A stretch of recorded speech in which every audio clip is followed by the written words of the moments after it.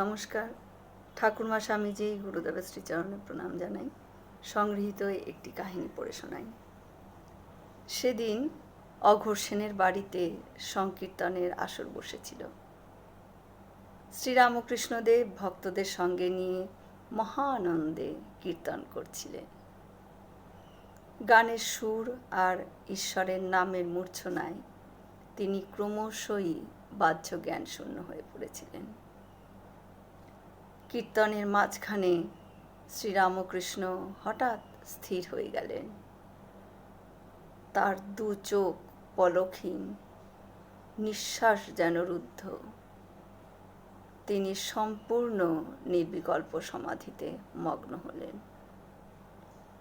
ভক্তরা দেখলেন তার শরীর কাঠের মতন শক্ত হয়ে গেছে, কিন্তু মুখমণ্ডলে এক অলৌকিক জ্যোতি উপচে পড়ছে।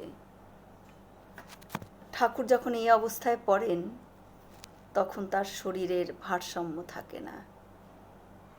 তিনি যে কোনো দিকেই যখন তখনই পড়ে গিয়ে আঘাত পেতে পারেন। শ্রীরামকৃষ্ণের ভাগ্নে হৃদয়, যিনি ছায়ার মতন ঠাকুরের সেবা করেছেন, তিনি তৎক্ষণাৎ পেছন থেকে গিয়ে ঠাকুরকে জাপটে ধরে ফেলতেন।